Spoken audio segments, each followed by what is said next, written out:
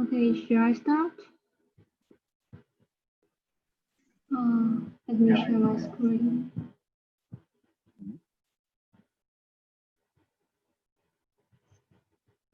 Can you all see this screen?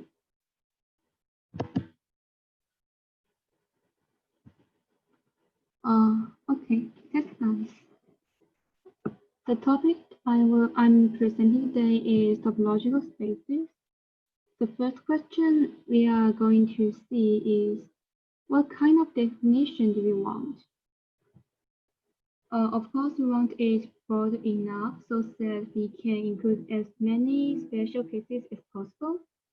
Also, we want it narrow enough so that we can, so that the general rules and standard theorems can still apply in topological spaces. After, I think it's a long time of discussion, the scientists or the mathematicians finally reach a seemingly suitable definition. Here's the sign I used was gamma because I thought it was gamma before I noticed that this is T. But I have finished the slides with gamma, so I just leave it here. The definition is here. A topology on a set X is a collection T of subsets of X having the following properties. The empty set and X are in T. The second is the union of the elements of any subcollection of T is in T. The third is the intersection of the elements of any finite subcollection of T is in T. The set X for which a topology T has been specified is called a topology space. Here, in fact, the T should be an ordered pair X T, which means the T is a topology of X. But if there's no confusion about it, we can just use T instead of the ordered pair. To understand the definition, can anyone remind us what is a collection? Anyone? I think we learned this idea in last chapter.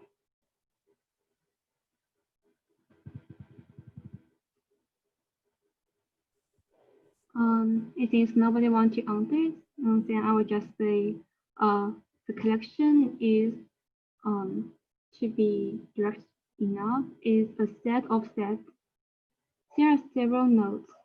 If T is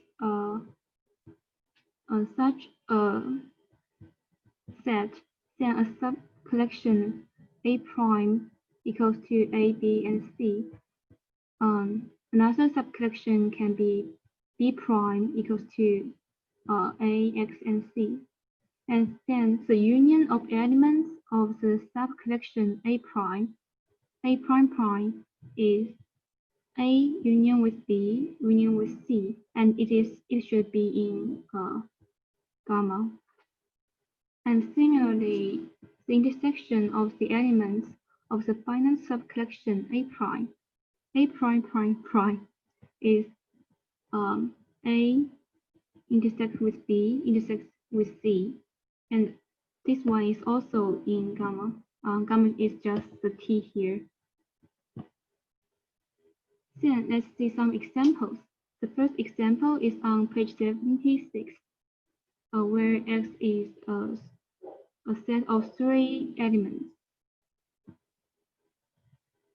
And in this example, do you have your book with you, or if you have your book with you, you can go to page 76 and you can see there are 9 different topologies of X showing show on the page, and which means if you have a set X as the topology of X is not, it may not be unique.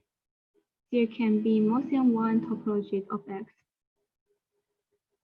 And there's something interesting with this example here. We can look at the upper right corner. This topology is interesting as follows.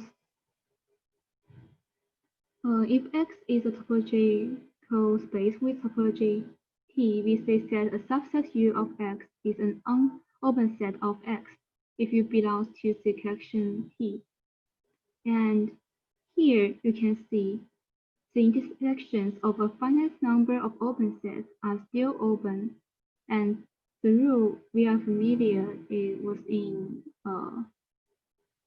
if you have taken the Math 308 real analysis, and you can find this rule is very familiar to us.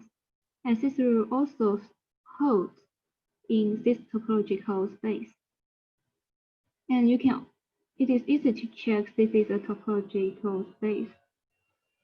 I think it's obvious enough if I just write it here. If nobody has questions, then we'll go to the second example. This is about discrete topology and indiscrete topology. If X is any set, the collection of all subsets of X is a topology on X. It is called the discrete topology. The collection consisting of X and every set only is also a topology on X. We shall call it indiscrete topology or the trivial topology. And this is something I found on website. It says that the trivial topology is the smallest topology on set X. Similarly, I think we can say the discrete topology is the biggest topology on a set X. Then we'll go to the third example and the fourth example. These two are relatively more complicated than the previous ones. You can read the third example first.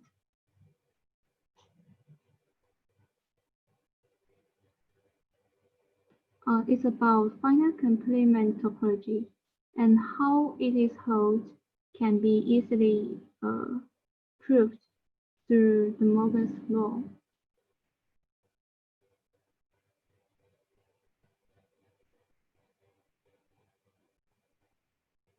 I think the proof is very obvious, and we can use the similar proof to show example 4. Well, let me ask you a question. Let me ask you a question about example 3. So you see that this is finite complement topology. Can we change the finite to be infinite complement topology? Does that make sense? Oh, good question. I haven't think about it before. So can you check that for us? Maybe you can check that for us. Okay.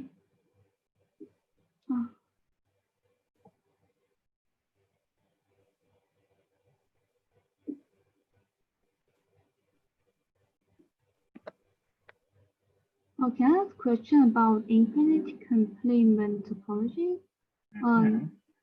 Is this the case when n goes to infinity here? Well, what is finite complement topology? Finite complement topology is, well, the complement of this set is finite. Okay. For instance, well, if you have this x is equals to the real number, right? And then the finite complement topology just means that, okay, what is the open set? The open set is just we didn't define what is topology. And what is the set in this topology? The set of topology is just this set, such that all the real numbers are in this set except a few ones, right? Except the finite many ones. Now, if I want to define the infinite complement topology, that means, okay, the complement of this set is infinite. I see. Okay. So Okay. is that a topology?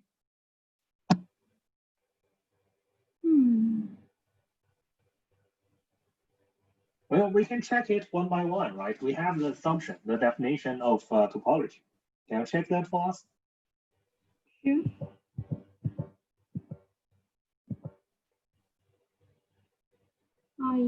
The empty set and the original set is in the topology, and the union of the elements of any subcollection of T is still in it.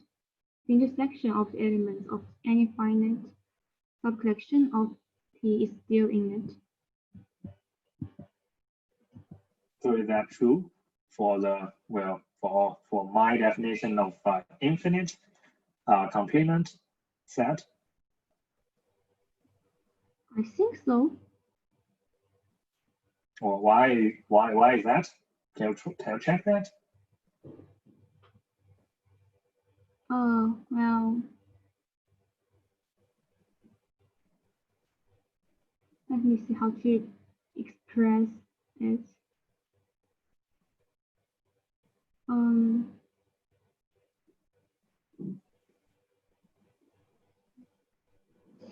To check the union of the subcollection, the elements of the subcollections, we can still look at this one. The difference between finite and infinite complement is whether we have how many U alpha we have, I think. Is that correct to hear? So is that true?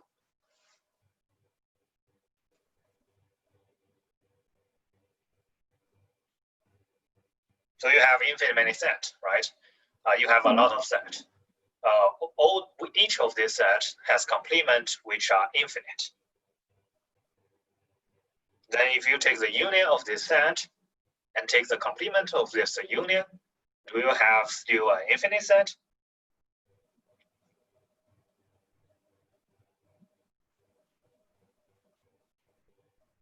Wait, I think I mistook something here. Can you say it again? What do you mean by infinite here? Well, infinite means you have infinite point on this set, right? Yeah. And well, the complement, well, the infinite complement topology, what I propose is a set is in this topology if and only if the complement of this set has infinite many point or infinite many element.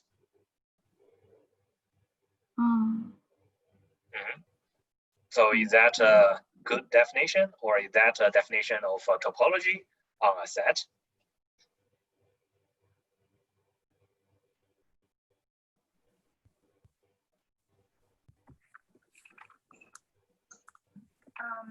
Can I try to answer the question? Sure. I think that it will not be a topology in the set because the complement of the set itself is not infinite. But in order to define a topology, we need a set where, and we need the topology to include the empty set and the set itself. So since the set itself is not included, then we cannot define an infinite complement topology. Yes, Todora, I think you are correct. It doesn't satisfy the first condition at the very beginning, right? Because your empty set and the whole set are not in this topology, right? Are not in this set, so this cannot be a topology. And meanwhile, the second one also doesn't satisfy, right? Because if you have, well, U alpha, which both U alpha are in this set, this collection of set, which means all the U alpha, if you take the complement of U alpha, you get an infinite set, right? But then if you take the union of them and you take the complement of that, then this complement may not be an infinite set, right? It's just like what you wrote here, right? The this equation here.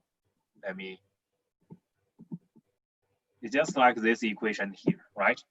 If we want both U alpha's complement is infinite, then the right-hand side may not be infinite, right? It could be something finite. So which means it doesn't satisfy 1, 2. right?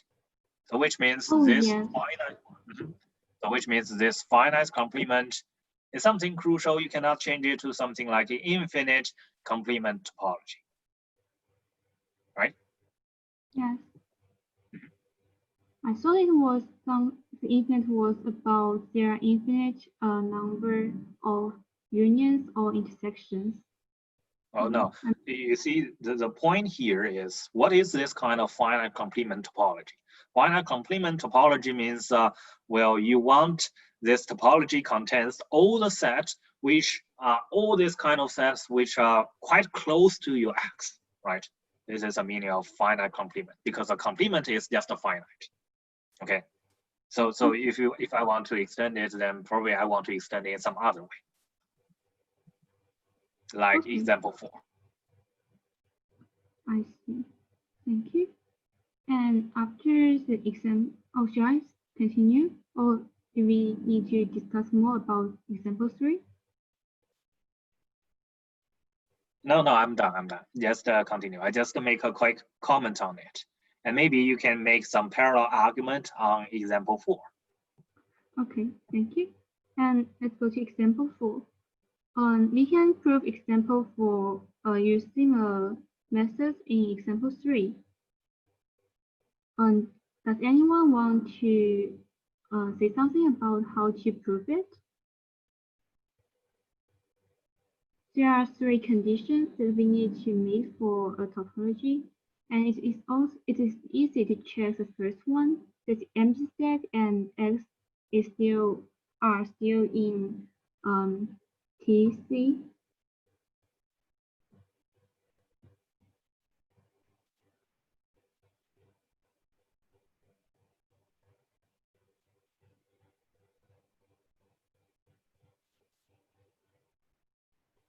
Anyone has some ideas?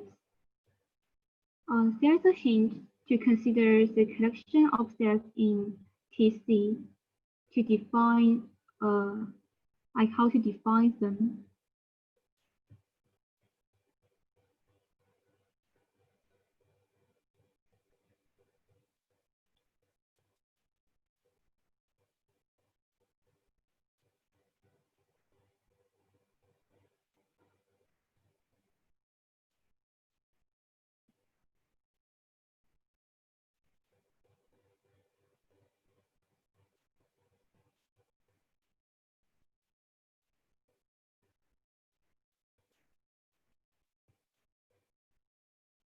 Anyone? It is easy to check the first condition because if X minus U is all of X, then it's still X, right? And if U equals to X, then it's empty set. And it also meets the condition. It also meets the requirements we set here, right?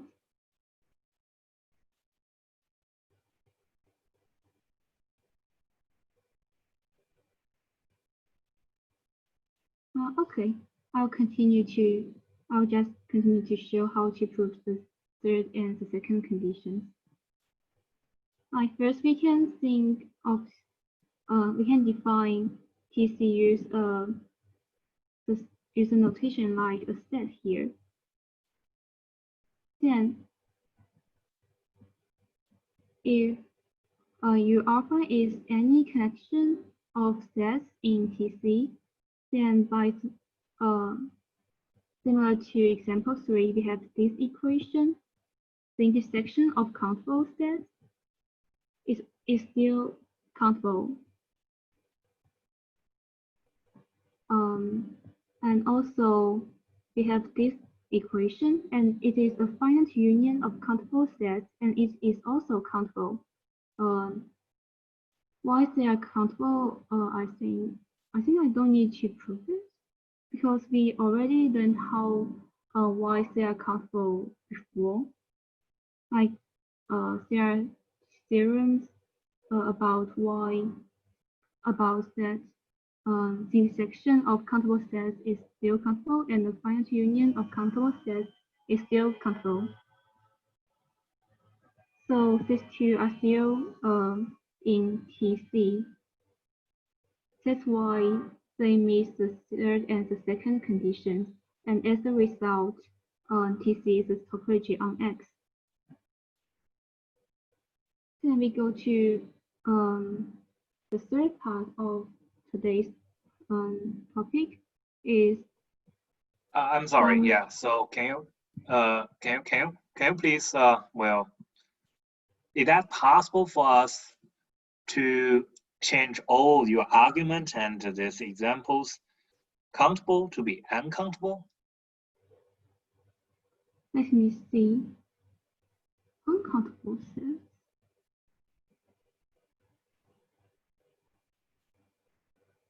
So maybe I can read it. Let X be a set, and let TC be the collection of all subsets of U of X such that X minus U either is uncountable or is all of X. Well, let's assume X also has is also uncountable. Okay, then TC is well. I'm sorry. Yeah, we don't need that. Maybe we just well. Please ignore me. Let X be a set and let TC be the collection of all set U of X such as X minus U either is uncountable or is all of X. Then TC is a topology on X. Is that true?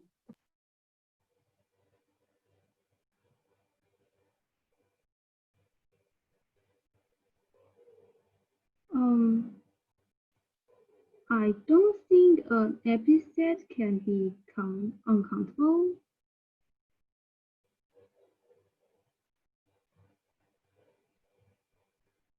So it's not true. So yeah, yes, I think it's not true, right? Because then your first well, or the second condition of your topology is failed, right? So here I just want to, based on this example, I just want to say that please be careful about the second and the third condition of the topology, okay? They are not the same.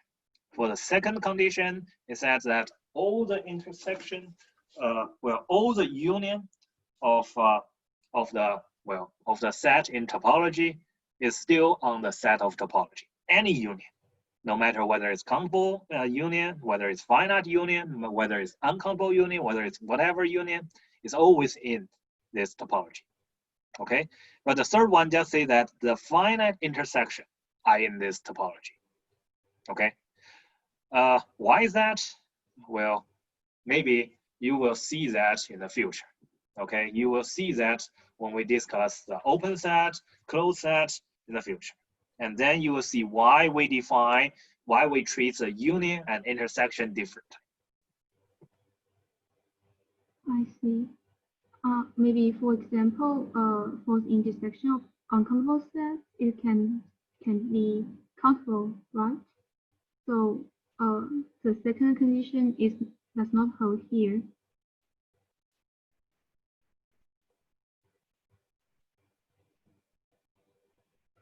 Like the closed set 0, 1, and the closed set 1, 2, and the intersection of them is only one element inside and is countable.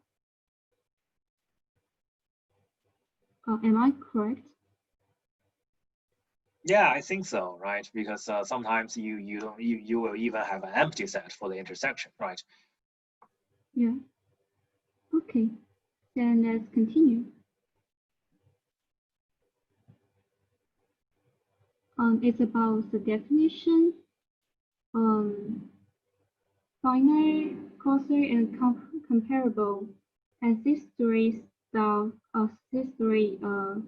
definitions is how we describe two or more different topologies. The definition is as follows.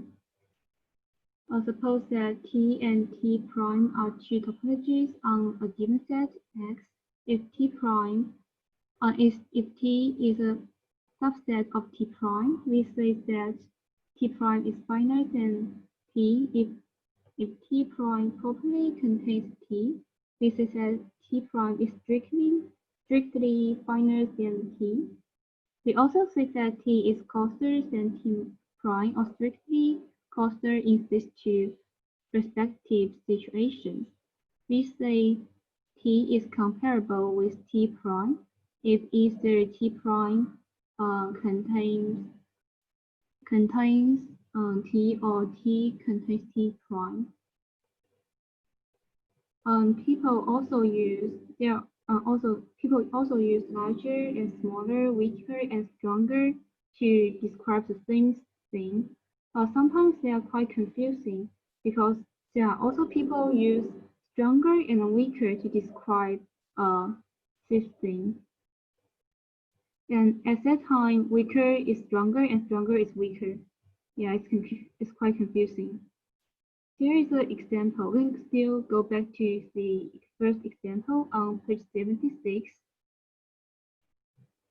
And we can look at these two examples, these two topologies. Let's call this one T and this one T prime. And we can find that T prime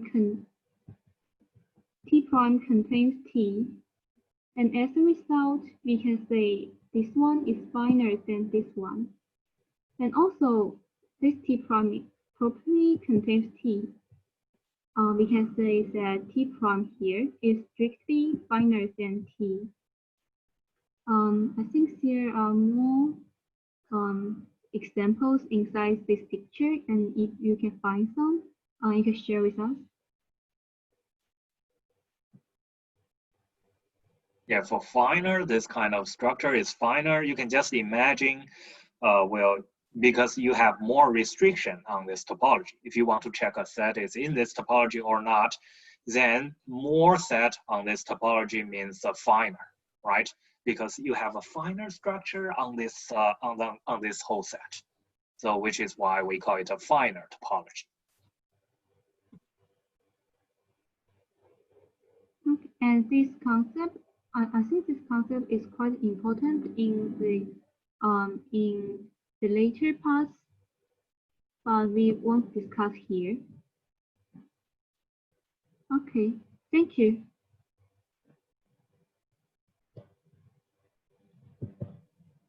I think next is Zikang to introduce. Yeah, thank you, Huyue. Sorry, I just have one, well, maybe one more comment on it. Sure. Maybe two more comments on it. One is you can see that on this section we discuss about, well, if you have 3-point set, then how many topology you will have? It seems that you have a lot, right? You have a lot of topology on this 3-point set. Then how about if we have, well, is that all first? Is that all the topology you can find on this 3-point set? Can you find some other topology on this 3-point set? Maybe you have to check that, right? And then a natural question you may ask then is, what if we want to find all the topology on a 4-point set? Well, it might be more complicated, right? But then can you do a counting on that? Can you count how many of the topology you can find on the 4-point set? How about 5-point set? And so on. This is a very interesting combinatorial problems, right? If some of you are interested, you can try to find some literature about it. And as you can see, it's not a very easy problem. As far as I know, I think the dean, the department chair of Suzhou University, math department of Suzhou University, Yin Zhang, he's a very nice guy. He used to come to our campus to give a talk on a conference last year. Okay, and then what he talks about is about, well, how can you do the counting, which is combinatorial problems, about how many topology on a set of n point. or on a set of n elements. This is a very interesting problem, and he also got some publication on it with some restriction, and with some restriction about topology, he got some publication on it. Actually, he got this publication because he assigned it to a project for undergrad, okay? Which means this kind of problem are some problems you are able to think about, and maybe some of you are able to solve it. So find some very good formula of this kind of thing, okay, of this counting thing. If you are interested about this kind of problems, you can contact me, and then maybe I can refer you to Yingzhang, and maybe you guys can do something. This is a very good undergrad research project. And another thing I would like to say is, well, it seems that you try to define something from nowhere, right? This topology, it seems that you don't really see this kind of thing before. And this is kind of weird stuff, right? You don't know why we are interested in this kind of stuff. So maybe if you still have some times, well, I would suggest you to try to make a connection of this well, general topological space and or Rn, okay, or Euclidean space. What would be the topology on the Euclidean space? This could be something which are quite interesting, and then maybe you can also ask if there is a very common way to define the topology on the Euclidean space. Can we define some other kind of topological space, the topology on the Euclidean space? Is that possible? This would be a very good exercise. For instance, I can set up some kind of set to ask you whether it is a topology on the Euclidean space Rn or not. Okay, and this could be a very good exercise for you to check whether you understand the definition of topology or not. Okay, Zikang, you can continue. Okay. So I will share my screen.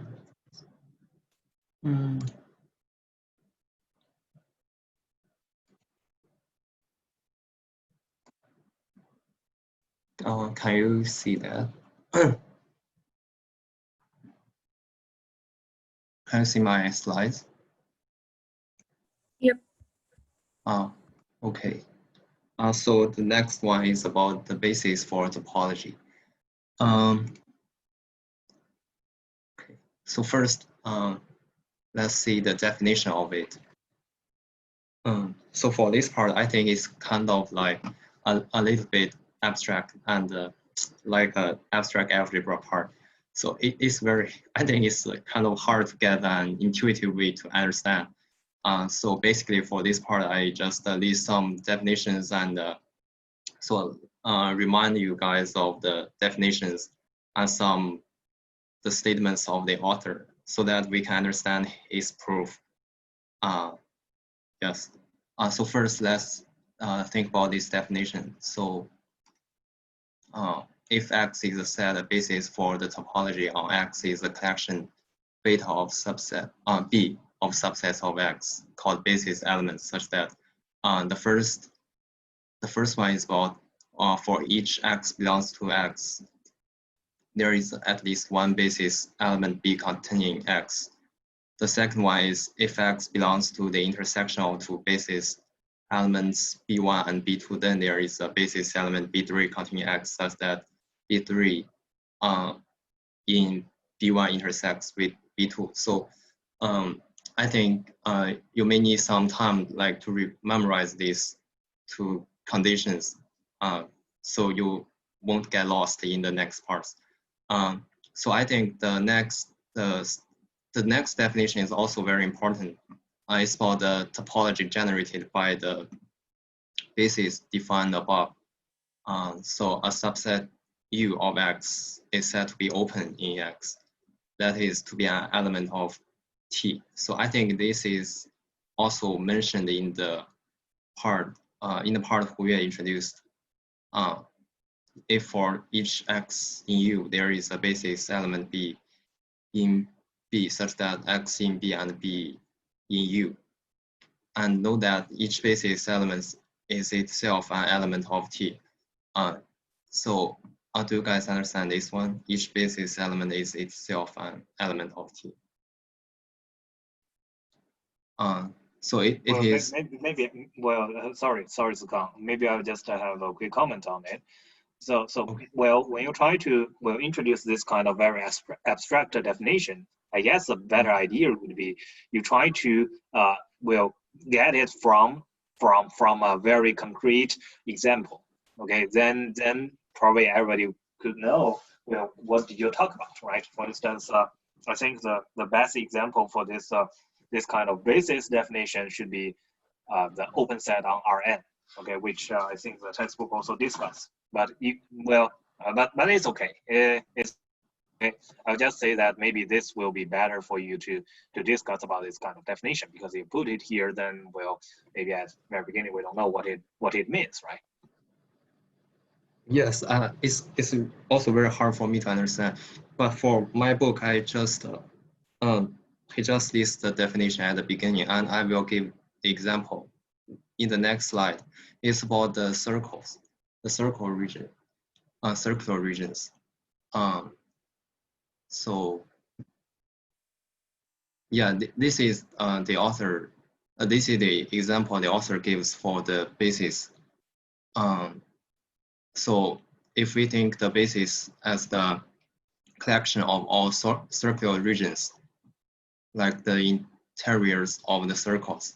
So if it's just like if we draw a circle and the basis is the collection of the regions like inside the circles.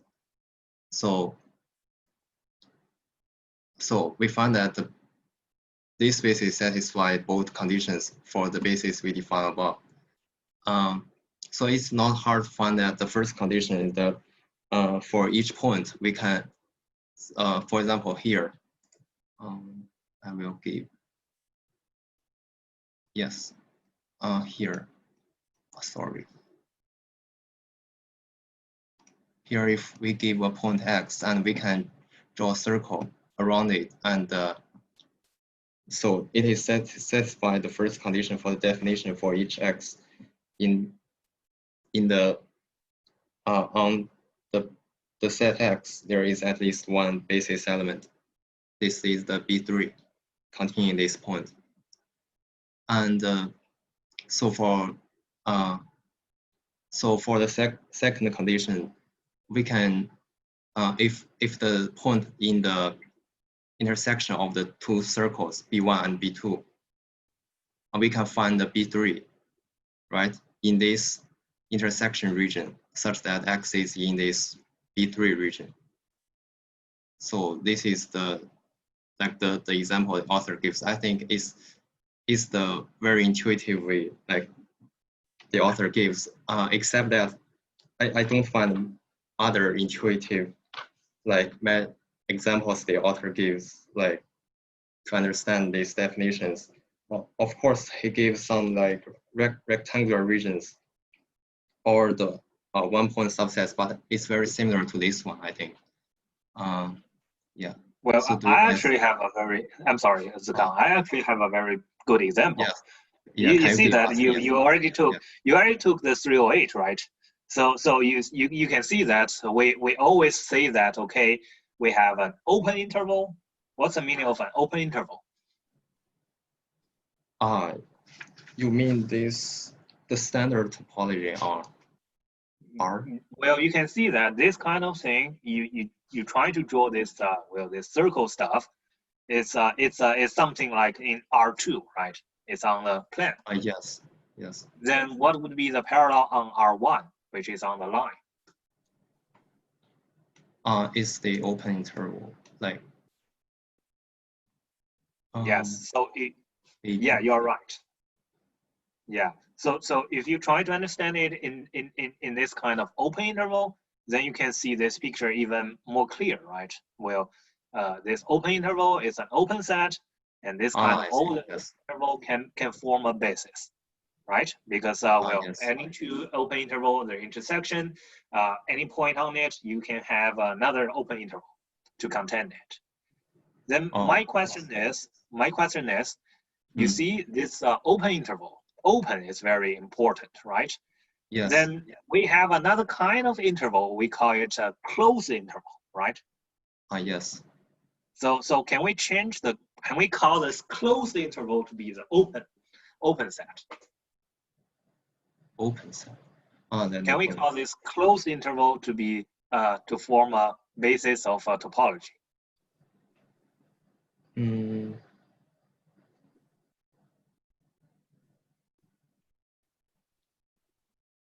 Well, maybe this is very hard to think about. Maybe you can just continue and keep this question in your mind, okay? And see Okay. that whether it's possible or not in the future, okay? Okay. Yes, maybe. Yes. I'll go next. Yes. So, as we will introduce the definition of the topology generated by B, so generated by basis, we need to like prove that the definition really gives us the topology. So,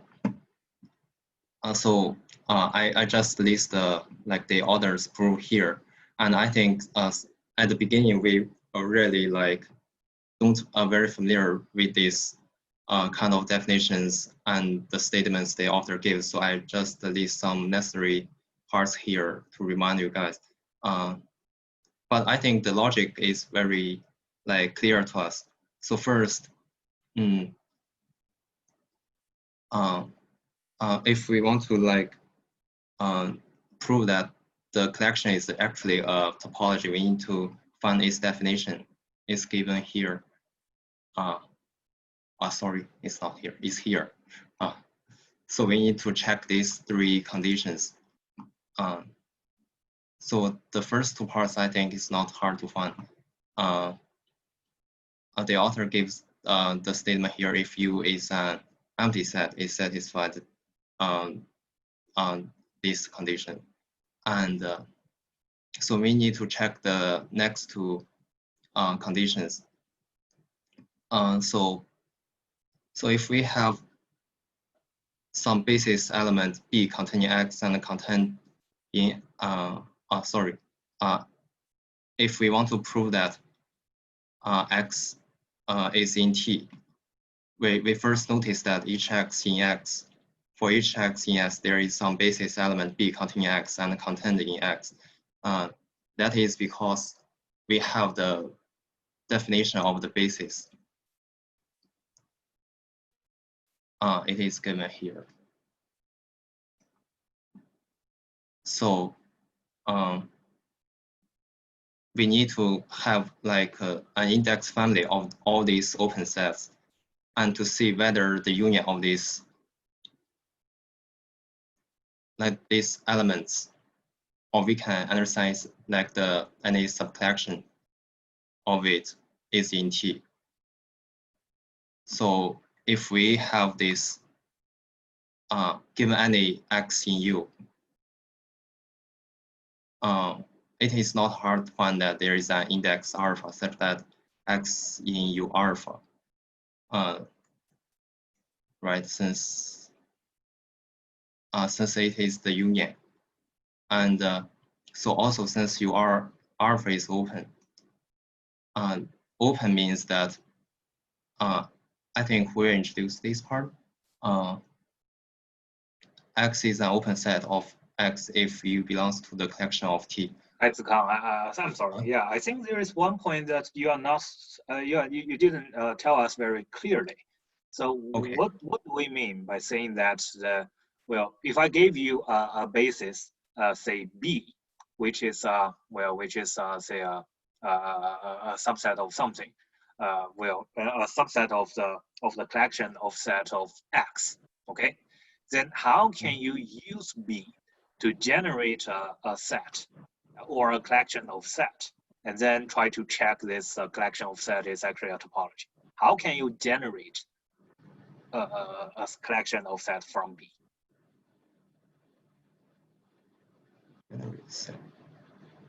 Likewise, X is in. You mean this statement?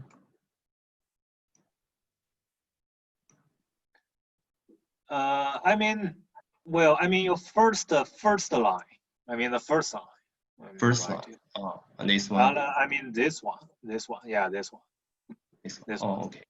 Yeah. So what do you mean this collection T, right? If I gave you B, because at the very beginning it's only B.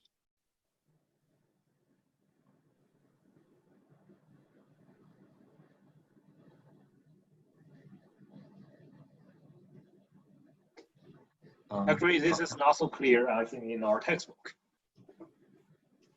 So you mean, sorry, I don't quite understand what you were saying. But well, you're trying to prove that the Yes. the topology or the collection of set, the collection T generated by the base B, the basis B is a topology, right? This is what you're trying to prove. But Yes. how can you define? What do you mean? How do you get this T? How to From get B. this collection T? You mean? Yeah, how do you get this collection T from B? From B. Yeah. If I gave you some B, then how can you get this collection T? Oh, For instance, I gave you all the open interval B, okay, as a B. Then what would be your T generate? How can you generate T? Sorry. I think it is like it's the definition here. Like we define the topology like generated by B, and we need to check that this is actually the topology. So actually we use this to define the topology, the T. So which means all this kind of set satisfy this condition are in your T, right? Yes, okay. Yes, right. Okay. Yes. Sorry, I forgot to mention that. Okay.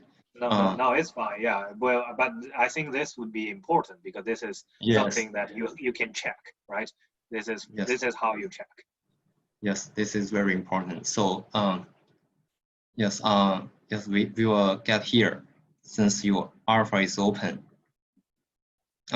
Yes, as the professor mentioned, because it is an element of the T, because it is open, it is an element of T. So it satisfies this condition. For each X in U, there is a basis element B in B, blah, blah, blah. So it is listed here. So since U is like the union of the U alpha, we can see that X is also in B. And B is a subset of U, so that U is open. Yes, by the definition given here, also given here. So we will check that the second condition is satisfied. Does that make sense to you? So next we need to like prove the third condition. So it is given in the next part. Sorry. I forget to mention here. Sorry, this is. I will check my slides. Sorry. I think I will list it here.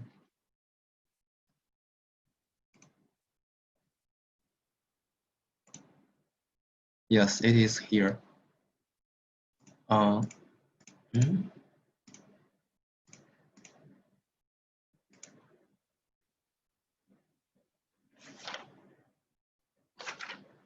I don't know whether it is lost. Okay, I will just tell you how to prove that, maybe, sorry. Yes, for the third part, we need to prove that the intersection of the elements of any finite subcollection of T is in T. So first, we need to prove that, prove a statement that given two elements, U1 and U2,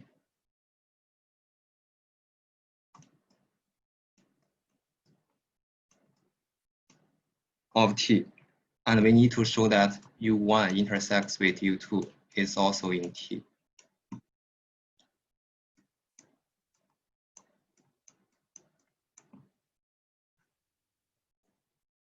So basically, we use a technique that if we select element belongs to this intersection, it is also in T.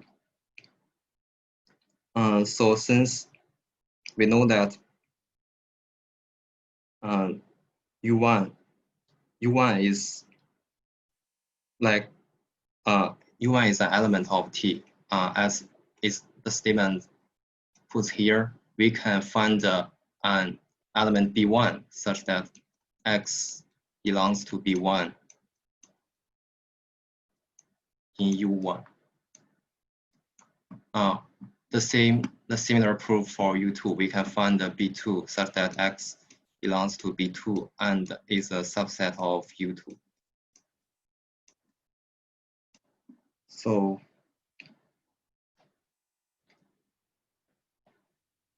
the second condition for the definition of the basis like inspires us that we can find another element B3 such that X belongs to B3, and B3 is a subset of U1 intersects U2.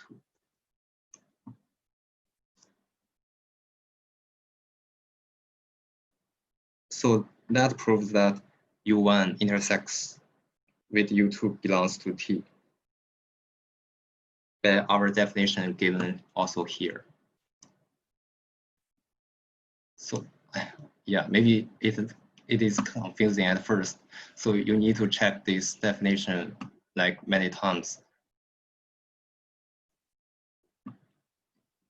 So does that make sense? So we'll prove that U1 intersects with U2 belongs to T if we are given that U1 and U2 belongs to T. So do you have any question for this one?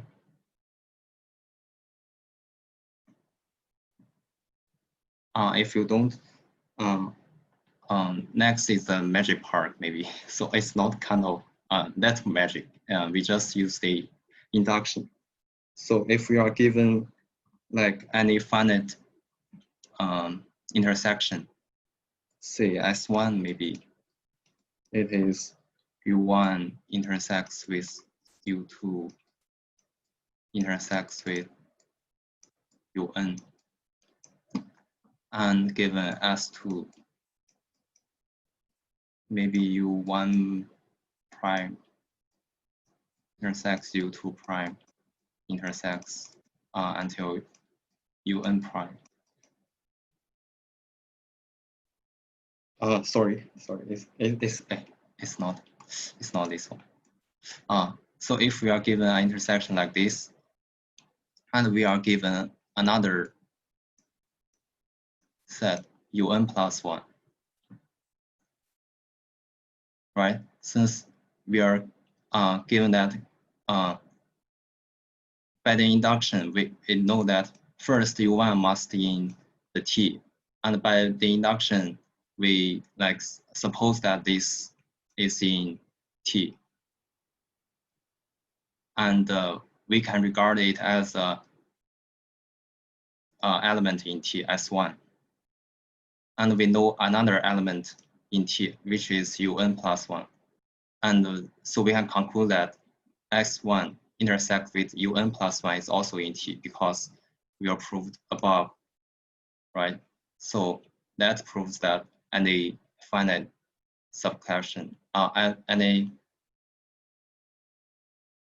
the intersection of these two are also in T, right? Does that make sense? So this is the proof of the third condition. So actually these three conditions are all satisfied. So we will prove this. So the definition actually gives us the topology T.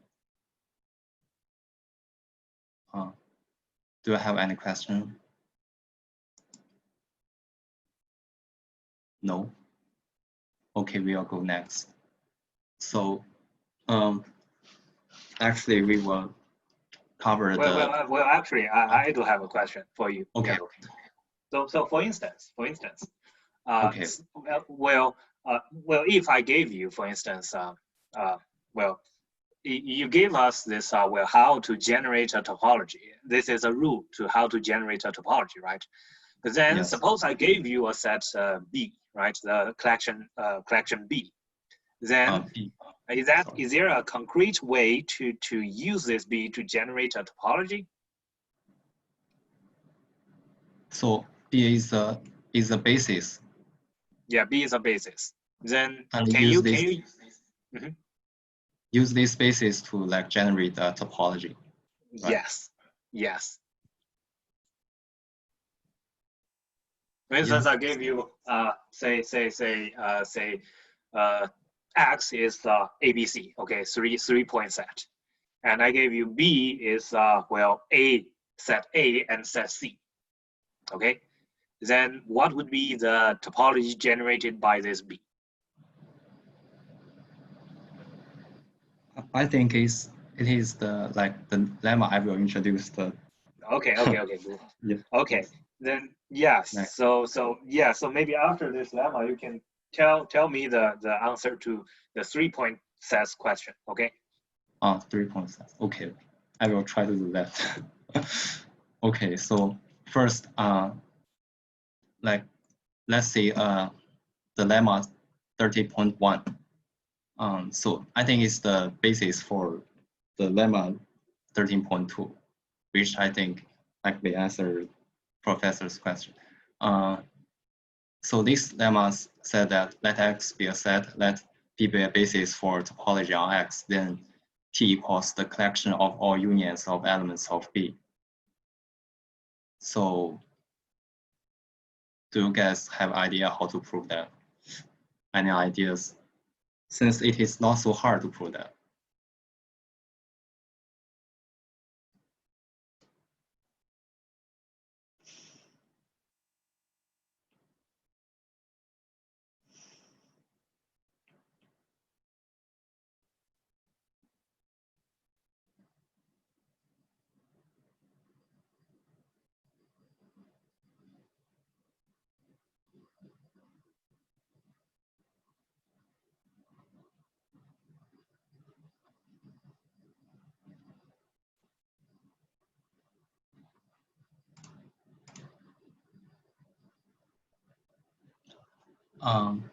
I saw an idea in the chat box, union of all the sets containing every X.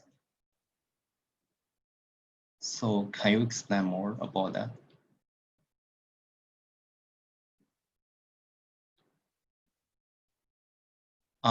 Or you have question about this lemma? I think for each x in the big X, we can Yes. find open set U, such that X is in U and B is also containing in the U, and the union of all this U will be the collection. I think. Oh, I see. I think I get some basic idea of like you do you try to like use the basic method for like to prove the two collection are equal. So like if we are given an element in T and we also need to prove that the element is in B, this gives us that T is a subset of B. And so we can do the reverse way and we find that T is B is a subset of T. So this proves that T is equals B. So I think you may give some ideas about one direction of this proof, right? Like T is containing. Sorry. Nothing. You continue. Okay. So thanks for answering. That makes me not so embarrassed. Okay, so I will just introduce the very basic idea to prove this. I think this is covered in like very basic math classes, and you guys, I think you for certain know that. Let us just check how to use this, how to prove this both two directions. I will. Okay. So first, let me do one direction. Like if we are given the collection of elements of B, they are also elements of T. This gives B is a subset of T. That is because T is a topology, right? So their unions is also in T. It is given here. Do you remember the note here? Each basis element is itself an element of T, right? So their union also the element of T. So we'll prove that B is a subset of T, right? So we can do a converse way. So if we are given like a random element U in T, we can choose an X in U. And then we can find the element Bx such that X in Bx in U.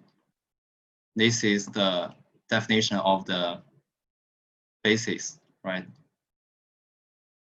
So that gives us that U equals the union of this Bx. Do you guys understand that? That is because if X in U, it must in one Bx, right?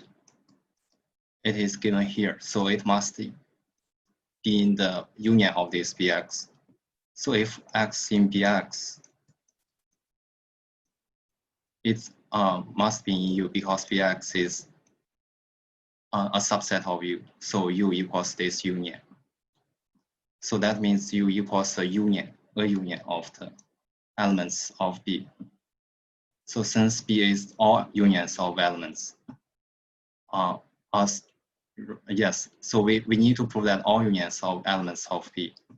And that gives us U is one element of B, right? So that gives us T is a subset of B, and we will prove that B equals T.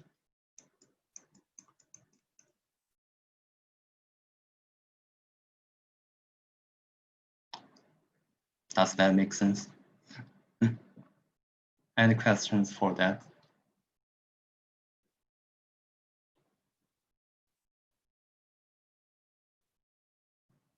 Okay, so I think this one may answer professor's questions, right? So it said that if we are given a basis B and we need to generate a topology T, what we need to do is try to find a collection of all unions of elements of P. So if we are given a set of 3 elements,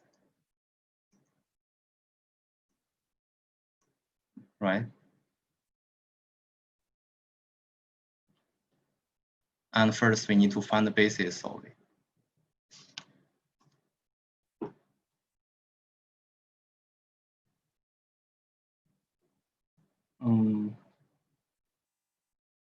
So what's the basis for the 3-point set? Do you have any idea? So maybe you should ask what could be the basis, right, of this 3-point set. I just think about that. I don't know. What could be?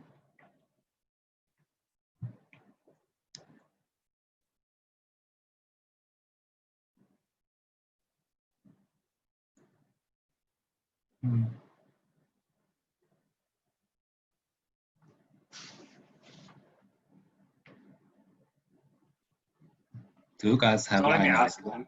Maybe Okay. I can ask you. So Okay. how about the B equals to the set of point A and set of point C? Set of point A. Well, that forms a basis. This one. Oh,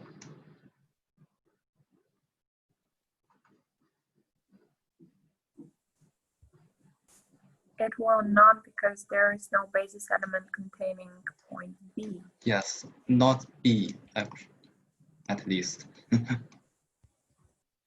So, how about, well, how you can make it, well, a basis?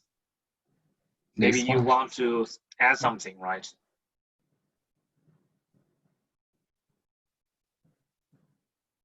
Does this one work? Okay, so if it is ABC, then, well, if this basis is ABC, then what would be the topology generated by this basis?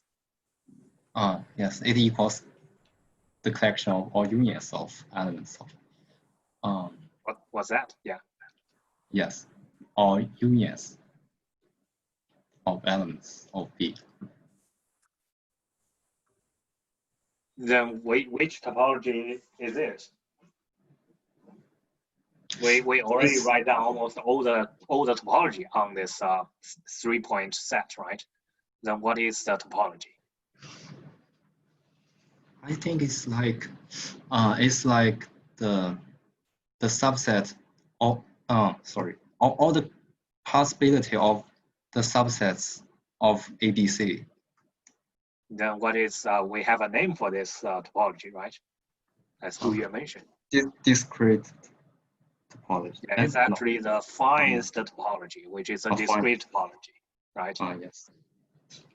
Okay, so this could be one basis. So is that all the bases you can find from this 3-point set? May not. This I think is very easy to think about. Can we have a basis which is the set of ABC? I mean, the set of all 3 points. Yeah, that's also one, right? That is also a basis. Yes. Then what would be this basis? Well, what would be the topology generated by this basis? Is it going to be the trivial topology?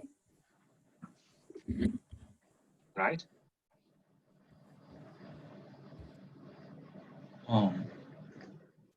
Yes.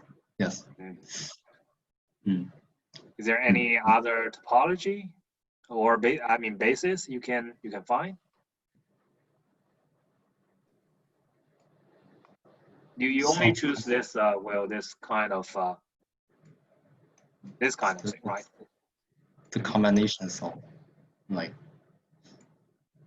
just random to it. Does that work? I don't know. If you choose AB, then is that a basis? Again, is that a basis? No, but if we choose, No, it's not, right? Okay, then how about, so what you should add?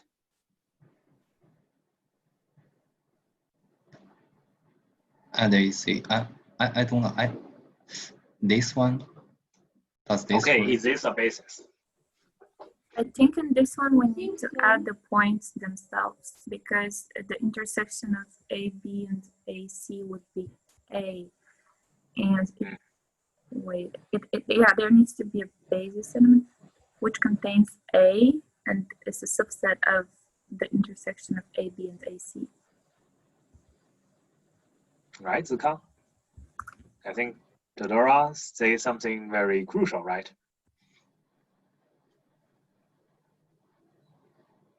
So this, if X is specific. So it doesn't satisfy the second condition on the basis.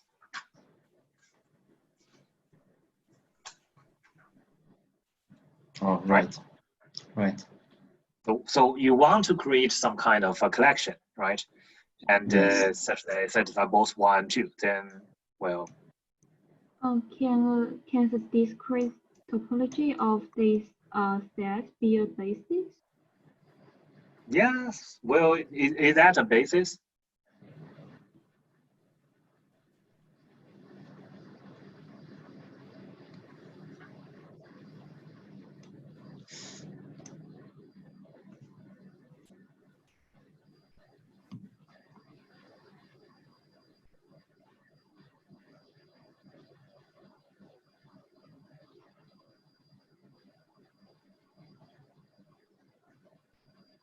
Mm. The discrete set of these 3-point set can this topology be a basis?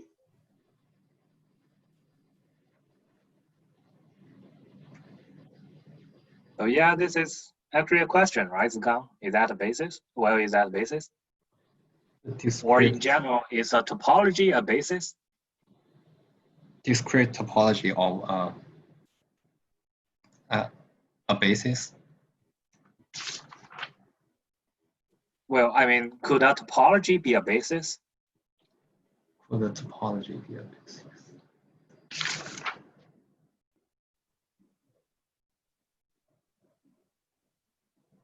Mm-hmm.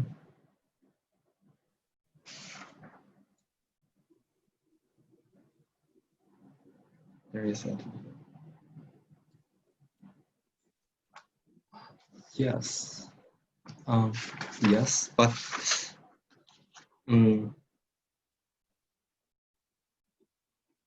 I think so, but do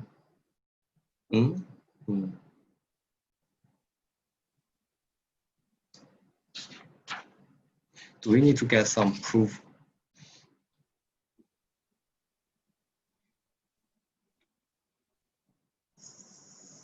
Yes, if you want to check this collection form a basis, right? There are actually 2 things you need to check. Again, Yes. First, you need to check for any point, it must be in some set of this collection, right? Yes. So is that true for topology? If this collection is a topology? It is true because the topology contains the empty set in the entire set itself. So the Yes. first condition is kept. Then how about the second condition? For the second condition, you need to check, okay, if you have two sets on this collection, which is a topology, then for any point on this intersection of these 2 sets, right, it must be in some other open set, or it must be in some other set that in this intersection, right? Is that true?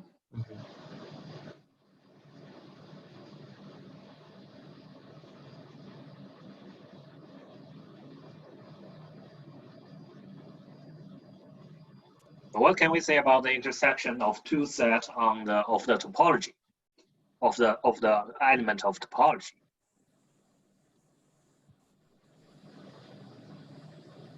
It is in the topology itself by definition.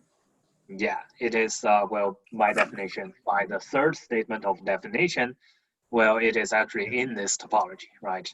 So which means the second condition of basis is also true. Yes. So which means if you have a topology, it's actually automatically to be a basis, right? The basis is something that you try to make, well, try to simplify the topology. oh, I see. So this would imply that if we go the other way, can we prove that a basis is a topology, or it's not? It's not always a topology. Well, basis a topology? That's another very good question. So is basis a topology? I don't think so. At least not all the bases are topologies, and we can find some counterexamples in the previous examples about 3-point set, I think. It's actually on the bottom of this screen, right? This one. Yes.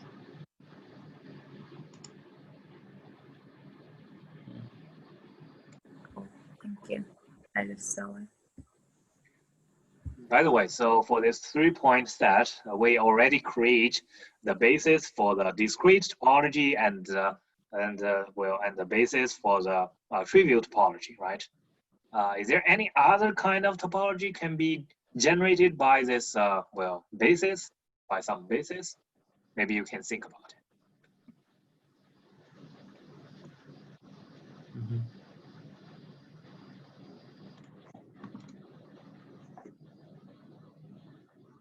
Okay. So yes. The relationship between the topology and basis, I think, yeah, it's kind of like very interesting, and sometimes it is very like need to spend some time exploring that. But I think for this subchapter, the author gives like some more concrete way to like use basis or topology like to solve some questions maybe. So let's continue. So the lemma above states that every open set U in X can be expressed as a union of basis elements. And but this expression for the set is not obvious, like it's not unique. It's very different from what we are learning in the linear algebra, that if we find the basis and we only find like the unique for every point, maybe like for example in a plane, if we find the basis like maybe expressed as 2 vectors and we only find a unique expression for this point with respect to these 2 vectors. Yes, but for in topology is not unique. Yes. So next lemma.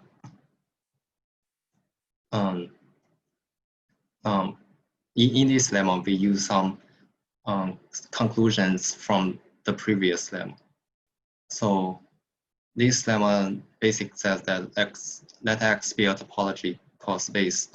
Like suppose that C is a collection of open sets of X, such that for each open set U of X and each X in U, there is an element C of theta, such that X in C and a subset of U. Then C is the basis for the topology of X. So like at the first glance, that makes sense to you guys. It like do you see that it's very like similar to the definition of T generated by a basis, right? So for this one, we actually do a reverse way. We obtain a basis from a given topology. Yes, and we define the collection C in this way. So let's see the proof first. So if the proof basically is divided into 2 parts. First, we need to show first that C is actually a basis, and next we need to show that the topology that is the only topology. Okay, I will explain more in the next part here. So first, we need to show that C is the basis. So if we want to show that C is basis, we need to show these 2 conditions satisfied, right? So the first condition is basically easy to see, right? Since if we're given an element of the set X, since X itself an open set, and as we are given in this lemma, the C is an element C such that X in C a subset of X, right? So this proves the first one.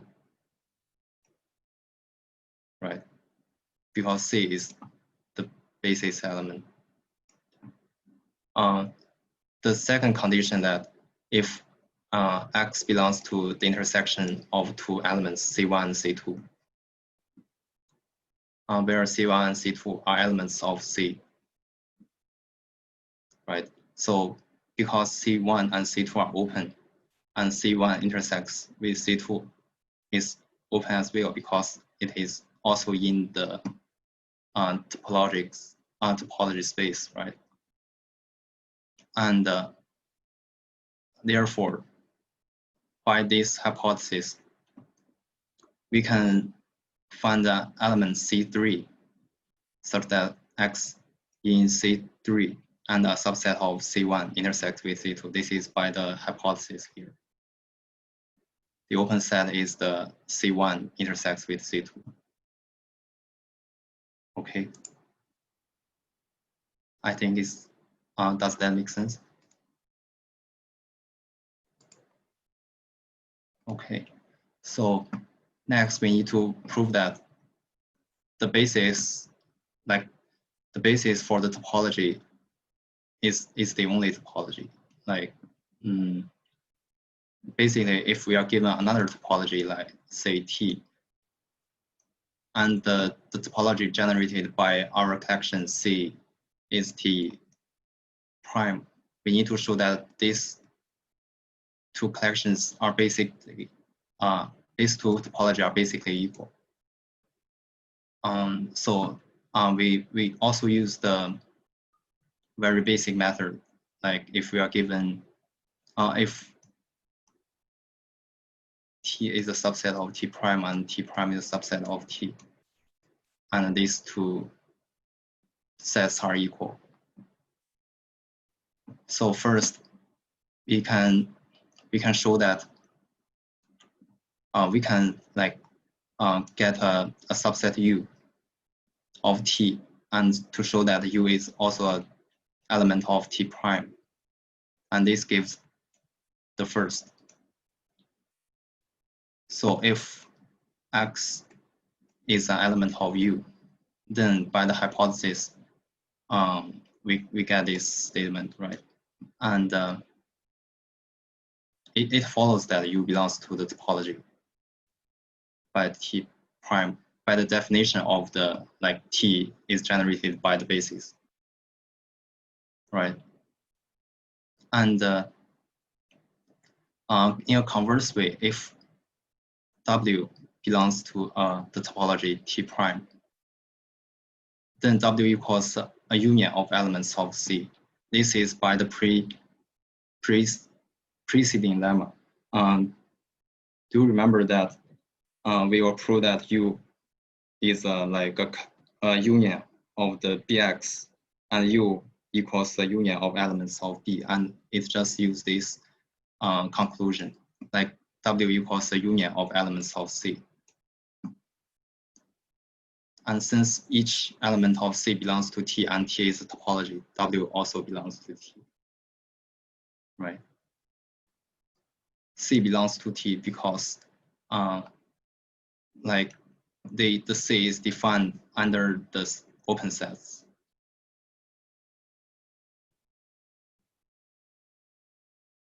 Yes, so and the union of this open sets is also belongs to the topology.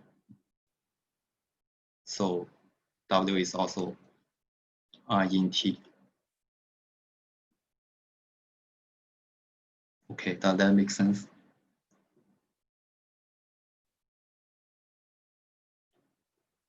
So we will prove this lemma.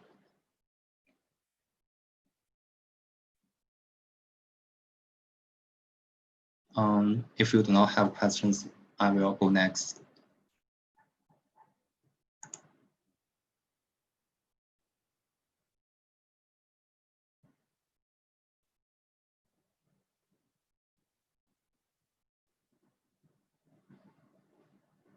Okay, so the next lemma is,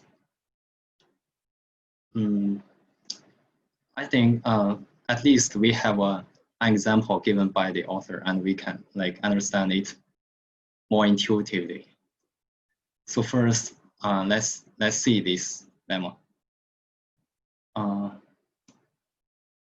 Maybe I will not read it. I think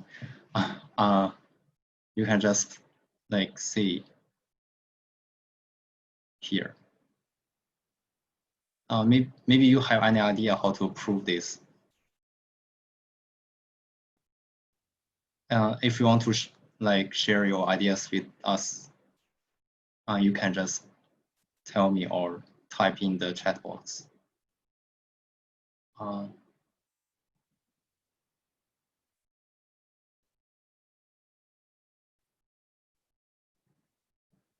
Okay, if you do not, or you do not have any ideas, I will just show you how to prove that. I think it's not that hard, like compared to the previous one. Okay, so basically we need to prove these two statements are equivalent. So the basic idea is that we need to show that from 2 we can get 1, and from 1 we can get 2. And yes, and then we can say that these two are equivalent. So first, we can check that from 2 we can get 1. 2 basically says that for each x in X and each basis element B in B containing X, there is a basis element B prime in prime such that X in B prime a subset of B. So given an element U of T, right? We wish to show that U is also an element of T prime. This is just the first statement. It is T prime is like T is a subset of T prime, right? So we use this technique, and so to prove this one, we just use the previous techniques. We choose an element of U, and since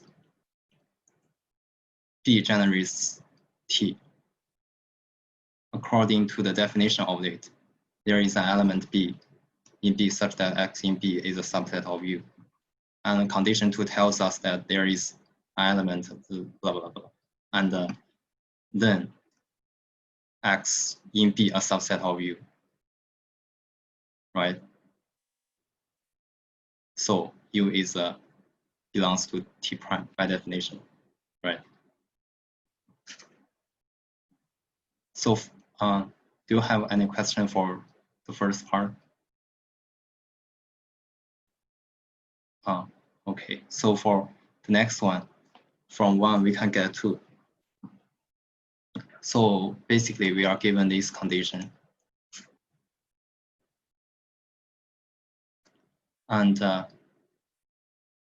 if we are given this one, we are given X in X and B in B, and with X an element of B, right? We want to show that it is also like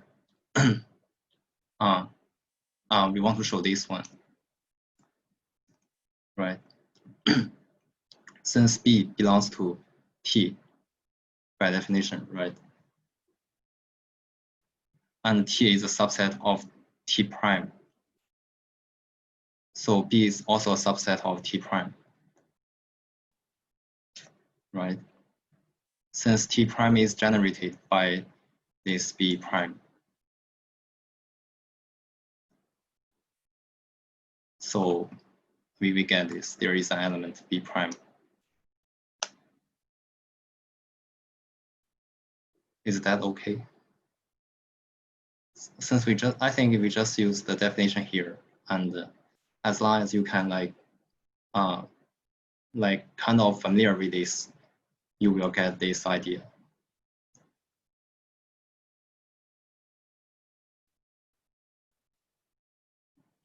Okay, maybe we'll go next.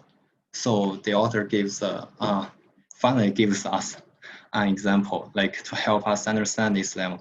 So at the first glance, it is very hard to understand. But if we think of this one as we have, like, if we have a truckload of gravel, like stones, and after these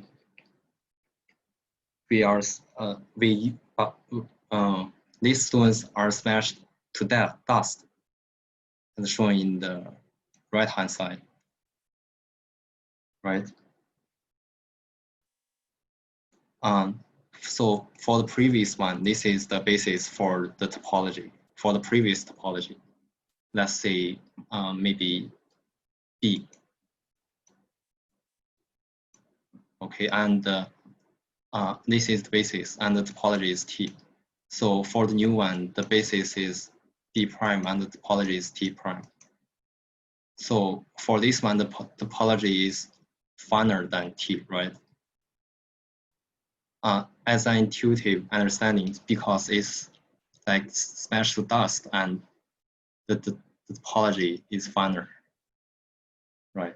So, but for the basis like B prime, for each X in X, like for each dust, it's like it is contained in one of the stone before, right? So this is what the second condition tells us. It is easier to understand this one. Okay. So next we are given some definitions about the standard topology, lower limit topology, and key topology on R on the real line. So for the standard topology, sorry about that. Sorry to interrupt. Well, I think in our textbook there is another very good example. Yeah. Well, Zikang, you gave us a very good explanation about this finer or not for the basis compared with the basis, right? And in our textbook, he gives us another very interesting example, which is as Zikang mentioned, the topology generated by the rectangle and the topology generated by the circle, right? You can put all the circles as basis. You can also put all the rectangles as basis. Open circle or open ball, open disk, and open rectangle as basis. You can always put this kind of thing, and then you find that okay, since each disk can be put inside of a rectangle, and each rectangle can be put inside of a disk, at least one disk, right? So which means the topology generated by all the disks is finer than the topology generated by all the rectangles.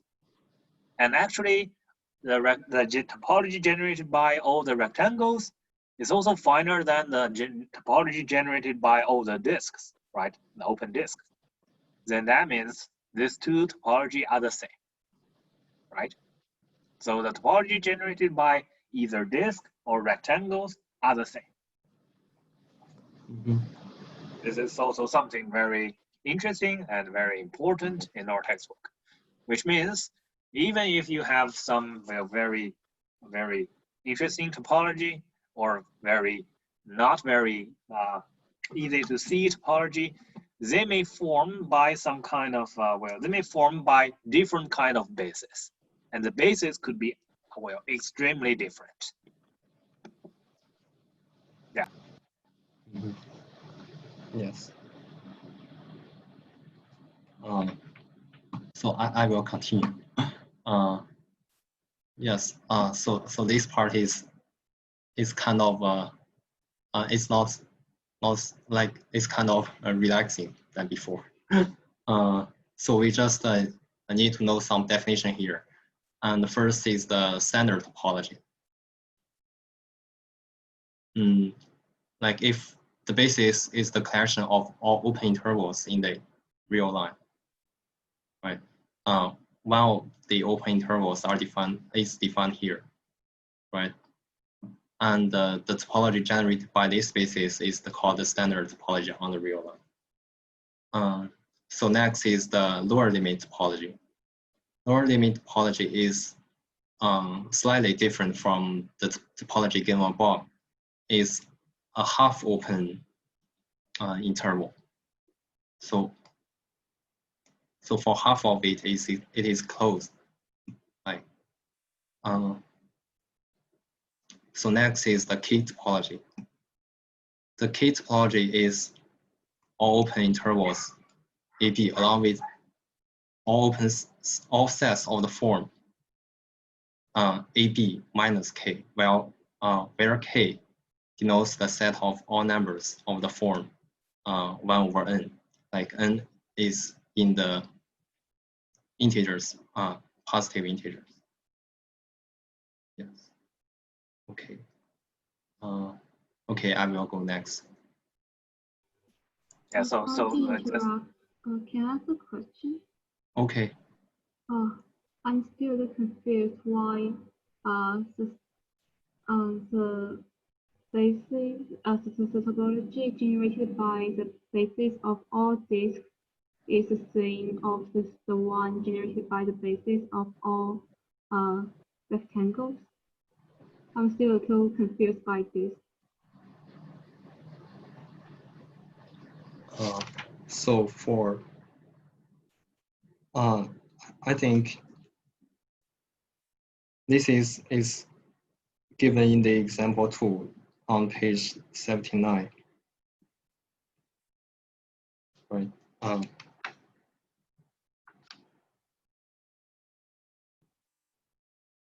Yes.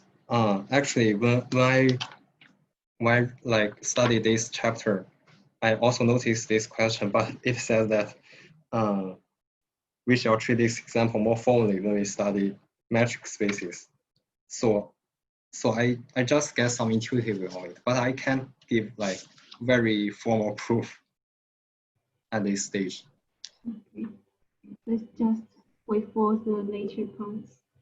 Thank you. And actually, it's actually a correlate to this lemma, the lemma you mentioned, right?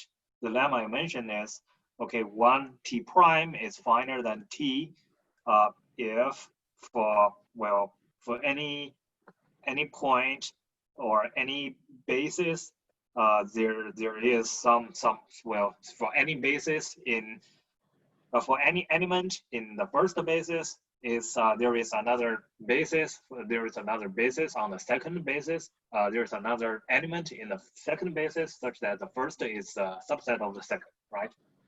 So which means it's generated by something bigger. It's generated by some bigger set, right? Then if the topology 1 is generated by the smaller set or the smaller set of the topology 2, then it's kind of finer. This is actually the lemma tell us, right?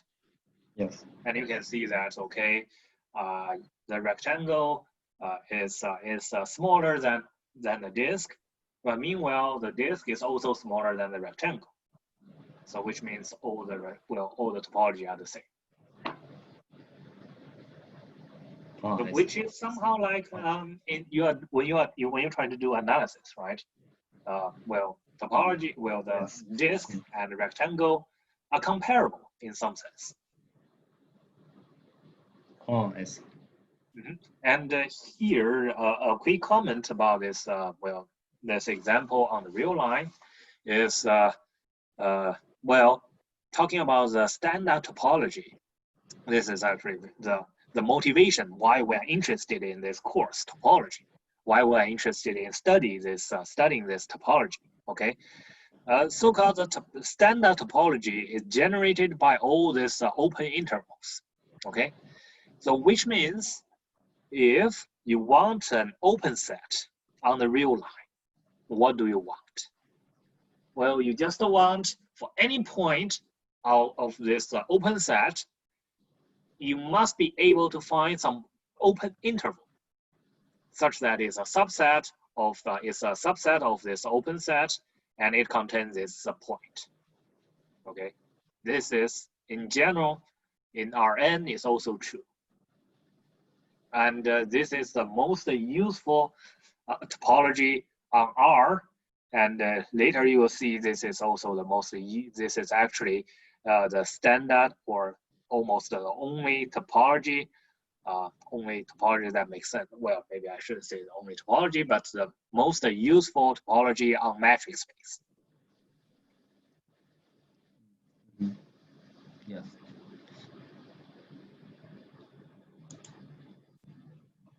Yes.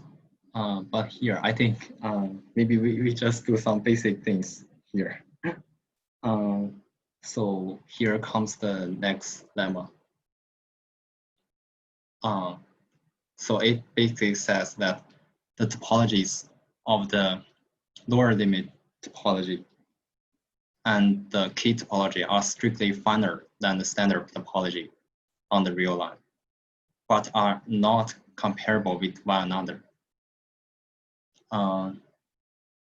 So do you guys have any ideas for this one?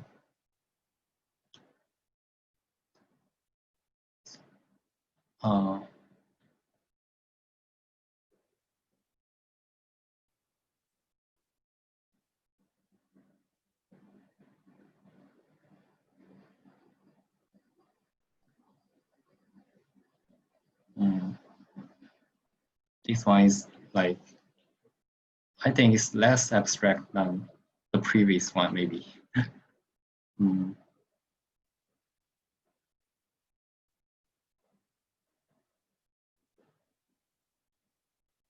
Okay, if not, I will just introduce. Can I ask So, a question? Okay, please. It might be a stupid. Like how do we find the topologies of R, RL, and R things like this? RK, you mean the K topology? For No, the topology of R. Okay, standard topology.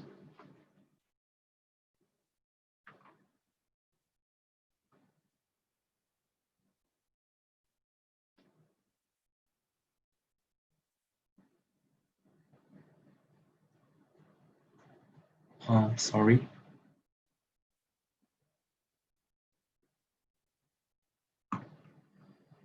Oh, never mind. I just find the definition. Sorry.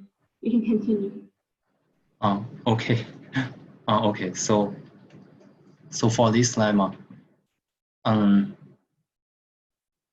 we first like use the T prime and T prime denote these topologies here, and so the basis element for T, right, the standard topology is AB, right, as we were given before.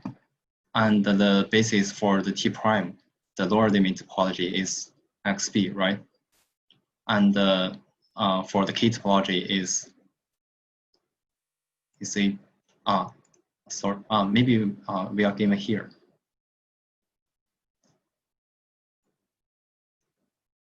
And also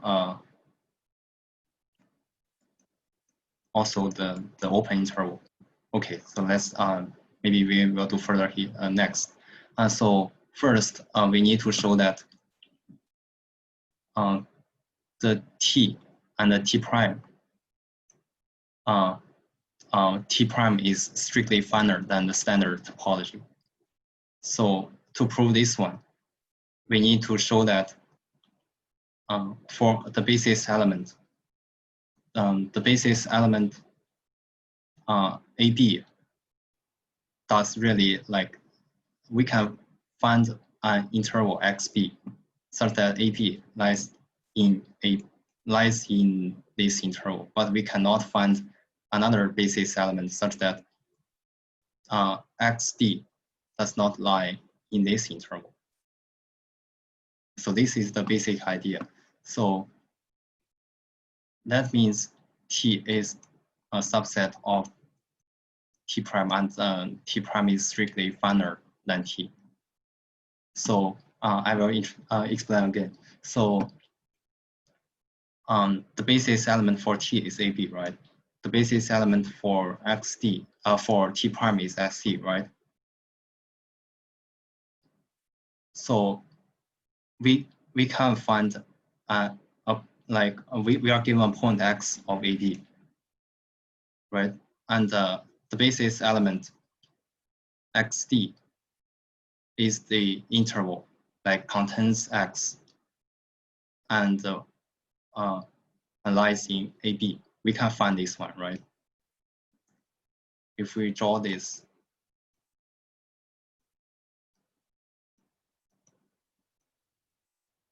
we can find this interval, right? But conversely, given an interval XD, which contains X, but we cannot find another open interval AB that contains X and lies in this, right? We can try like, but right. So thus T prime is strictly finer than T, and similar argument applies to the K topology.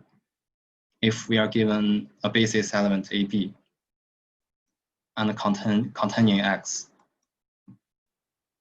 and the same interval is the basis element for T prime prime, as we are given before the definition and the open interval AB, and we just along with AB minus K, right? So the basis element are given here. But conversely, if we, for example, if we are given another basis element for the K topology, -1 to 1 minus K for T prime prime, and the point 0 of B, right? So we cannot find another open interval in the form of AB that contains 0 and lies in this interval. So maybe this is more like analysis part. As the rational numbers are dense in the real life. So this is the proof for the first part. So do you have any ideas for the second? That RL and RK are not the topologies of these two part. These two are not comparable with one another. Are not comparable. We can, for two sets, are we can express as one set is not a subset of the other.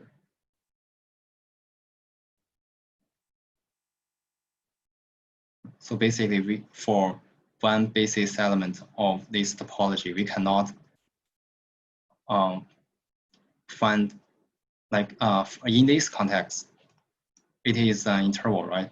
If for the RL, maybe it's in the form of XD, we cannot find the basis element such that XD lies in it, and conversely, for the interval basis element given for the RK, we cannot find another element such that this basis element lies in XD. Okay, so do you have any ideas for that? So basically, I think you just need to give us two examples, like very similar here, very similar for this one, maybe.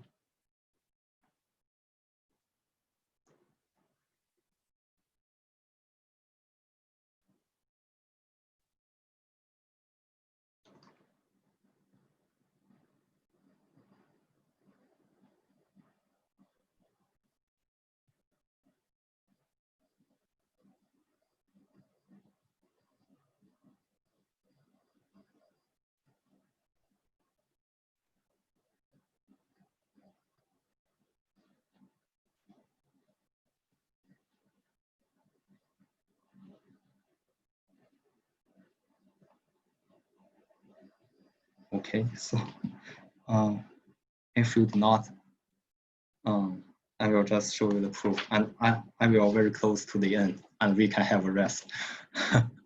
So basically, as I was showing here, we can like have an interval xd as the basis element containing x, and for Rk we can also use the example here, -1 to 1 minus k.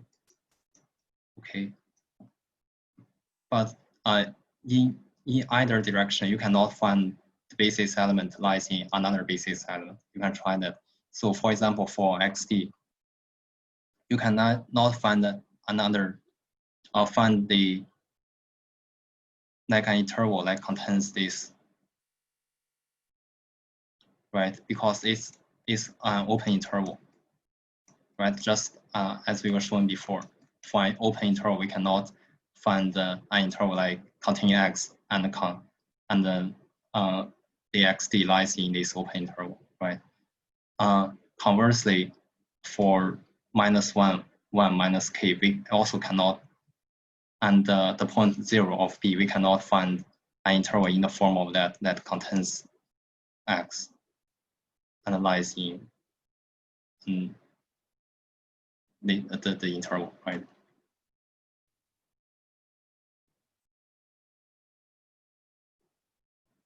Okay, maybe I will go next. So next is the definition of subbasis. So the subbasis for topology is a collection of subsets of X whose union equals X. And the topology generated by the subbasis is defined to the collection T of all unions of finite intersections of elements of S.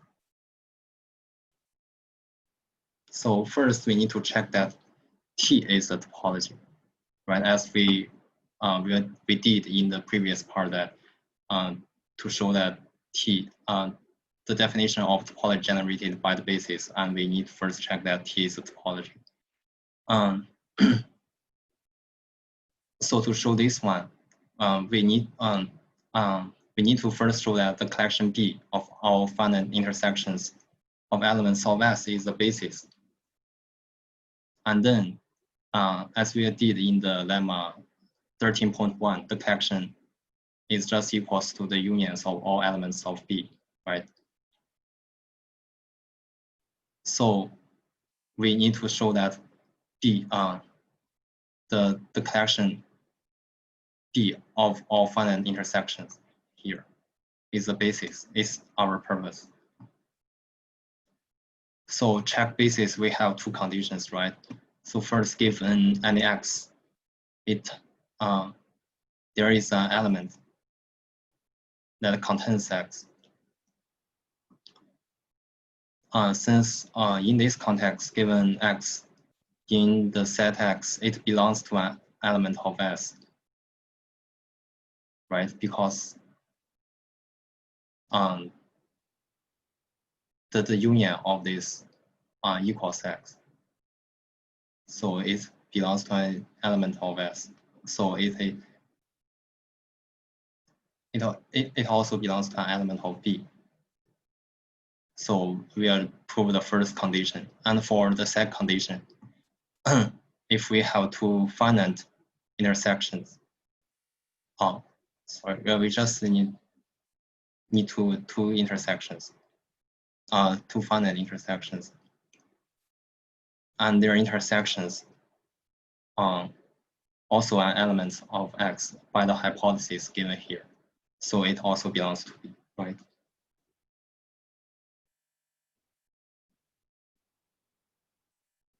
Do you have any questions for this one? I'm sorry to interrupt. I'm not sure how to make sure the X is an element of B. I know it's an element of S, but when it intersects with another S, doesn't it? I see. Get my idea. The collection, like first we need to like make sure that we know what the B represents. It is the collection of all finite intersections of elements of S. Yes, yes. Yes. Yes. So if X belongs to S, and it of course belongs to B, and your question is why X belongs to S, right? Why X belongs to B? Like it Why might X belongs be to B? like when it intersects, they like lost some part of S, right? So I'm afraid that if the X is in the lost parts, then it's not in B. You mean that? No, not really. I think. So for this one, so for this X belongs to S, you understand, Yes, right? yes. Because so okay. So you just like have question that X, Y belongs to S and then an element of B, right? Oh yeah, right. Yeah, right.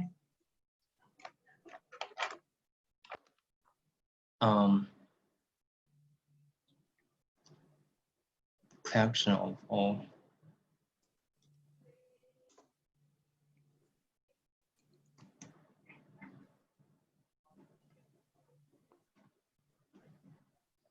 Sorry, maybe my reaction will be slower than before because I was presented for 1.5 hour, so I need some time maybe. Sorry for that. Oh, it's okay. I just lack some oxygen in my brain. Okay. Well, so again, I would suggest that everybody who would like to give the presentation to write your own notes. Okay, this would be very, very important and very, very useful. Well, the reason for your question, for Holly's question is, an element in S itself is also a finite intersection of element of S. Okay, so B also contains all the element in S. Is that clear? So it's like the intersection with itself. Yes. Well, S is in S, and S is also a finite intersection of an element in S. Okay. Oh, so okay. Yeah, you can see this intersection with itself. Yeah. Okay, thank you.